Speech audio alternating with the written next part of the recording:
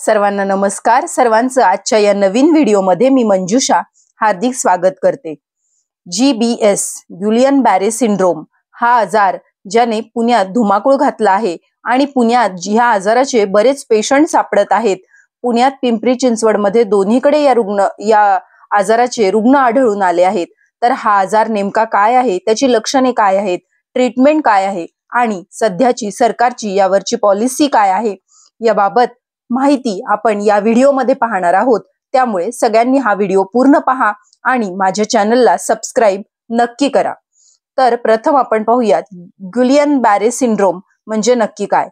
हे नाव कशावरून पडलं तर गुलियन आणि बॅरे हे दोन सायंटिस्ट आहेत आणि या दोन सायंटिस्टनी या आजाराचा शोध लावला, म्हणून या आजाराला गुलियन बॅरे सिंड्रोम किंवा GBS असं म्हटलं जातं.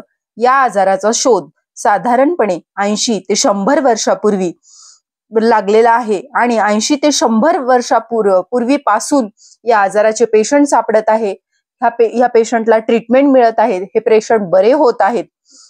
मग आता तुम्ही म्हणाल की जर हा आजार जुना आहे, डॉक्टरांना यावरची ट्रीटमेंट देखील माहीत आहे, तर हे सगळं यंत्रणा सगळी घाबरून का गेली आहे किंवा सगळीकडे आजाराला लोक घाबरलेले का बरं दिसतात किंवा यंत्रणा एवढी सतर्क का बरं झाली आहे. तर याचं कारण म्हणजे गुलियन बॅरे सिंड्रोमचे पेशंट्स हे एवढ्या मोठ्या प्रमाणात एकाच एरियामध्ये यापूर्वी कधी सापडले नव्हते. त्यामुळे सगळ्यांना आश्चर्य वाटत आहे आणि त्यामुळे आपली यंत्रणा गडबडून गेली आहे की एवढे सगळे पेशंट एकाच एरियामध्ये का बरं आयडेंटिफाय होत आहे. याचं कारण शोधण्यासाठी आपली सगळी यंत्रणा शासन स्तरावर कार्यरत झालेली आहे. प्रथम पाहूयात की गुलियन बॅरे सिंड्रोम हा कुठल्या प्रकारचा आजार आहे. तर हा ऑटोइम्यून डिसीज आहे. ऑटोइम्यून डिसीज म्हणजे काय. या आजारामध्ये आपल्या स्वतःच्याच शरीरातल्या ज्या पेशी असतात, ज्या आपल्या बॉडीला प्रोटेक्ट करत असतात, आपल्या शरीराला संरक्षण देत असतात, त्याच पेशी गैरसमजुतीमुळे आपल्या शरीरातील काही पेशींवर अटॅक करतात आणि आपल्या शरीराचं नुकसान करतात. त्याला अशा आजारांना ऑटोइम्यून डिसीज असं म्हणतात. ऑटोइम्यून डिसीज हे अगदी दुर्मिळ असतात. लाखात एखाद्या व्यक्तीला असे ऑटोइम्यून डिसीज झालेले पाहायला मिळतात. असं इमॅजिन करा की समजा आपल्या बॉडीमध्ये एखादं इन्फेक्शन झालेलं आहे, एखादं बॅक्टेरियल किंवा व्हायरल इन्फेक्शन, आणि या व्हायरल इन्फेक्शनशी लढण्यासाठी आपल्या शरीरातील प्रतिकार क्षमता म्हणजे आपल्या WBC त्याच्याशी प्रतिकार करत आहेत आणि प्रतिकार करता करता चुकून त्या पेशींनी आपल्या शरीरातील ज्या पेशी आहेत त्याच्यावरच अटॅक करणं आणि त्यामुळे आपल्या शरीराला नुकसान होणं, याला ऑटोइम्यून डिसीज म्हणतात.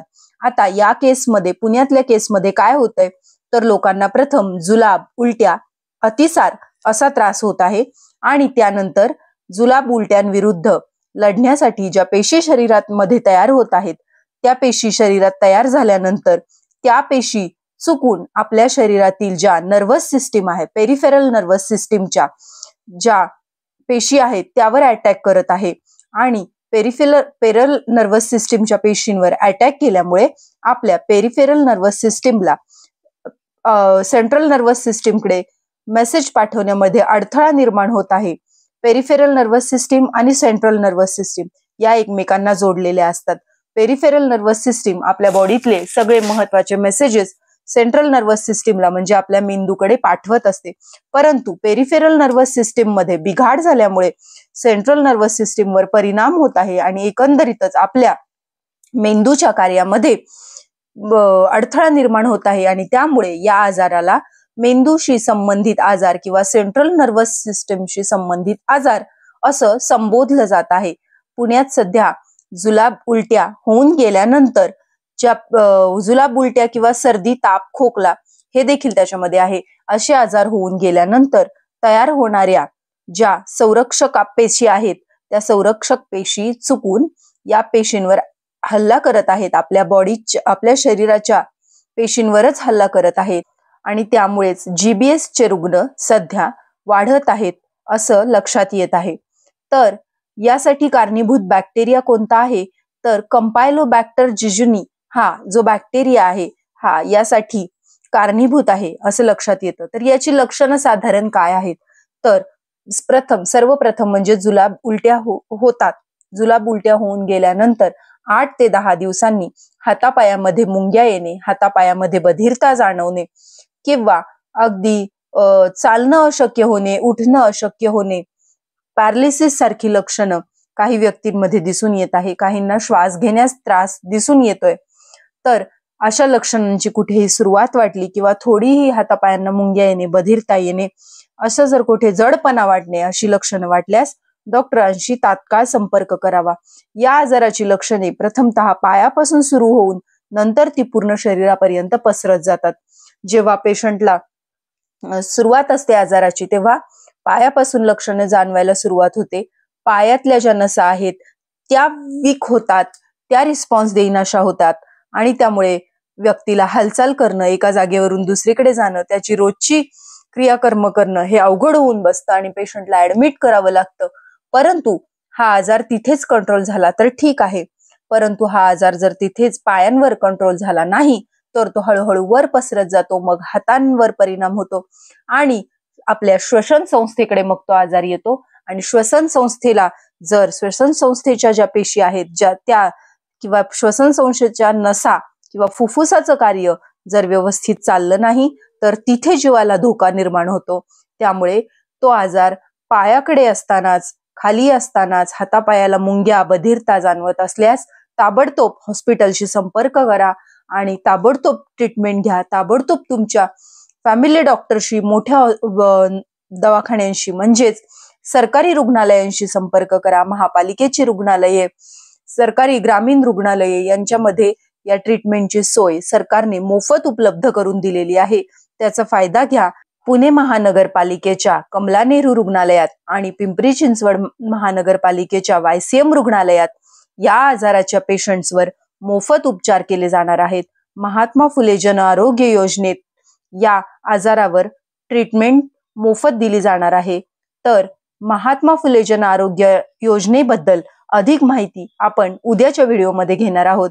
या योजनेसाठी आवश्यक कागदपत्रे, या योजनेसाठी आवश्यक क्रायटेरिया आणि किती लाखापर्यंत मदत तुम्हाला या योजनेतून मिळू शकते याबाबतची सर्व माहिती मी उद्याच्या व्हिडिओमध्ये देणार आहे. तरी उद्याचा व्हिडिओ देखील संपूर्ण नक्की पहा आणि चॅनलला सबस्क्राईब नक्की करा. आता या गुलियन बॅरे सिंड्रोम या आजारावर ट्रीटमेंट नक्की काय देतात? तर याच्यावर इम्युनोग्लोबिन नावाचं जे इंजेक्शन आहे, जे आपल्या प्रतिकार शक्तीशी संबंधित आहे, हे इंजेक्शन देणे किंवा प्लाझ्मा थेरपी असे 2 उपाय डॉक्टरांकडून केले जातात आणि ह्या दोन्ही उपायांनी पेशंट रिकवर होत आहेत.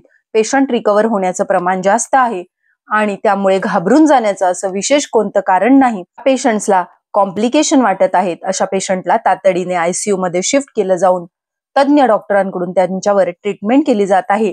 व्हेंटिलेटरची सोय सर्व सरकारी रुग्णालयांमध्ये उपलब्ध आहे. त्यामुळे घाबरून जाण्याचं, गडबडून जाण्याचं कोणतंही कारण नाही. परंतु अशी कोणतीही लक्षणं दिसल्यास घरी थांबू नका, वेळ काढूपणा करू नका. ताबडतोब रुग्णालयाशी संपर्क करा आणि आपल्या आरोग्याची काळजी घ्या. हेल्दी राहा. धन्यवाद. अशीच आरोग्यपूर्ण महत्वाची माहिती मिळवण्यासाठी माझ्या चॅनलला सबस्क्राईब नक्की करा.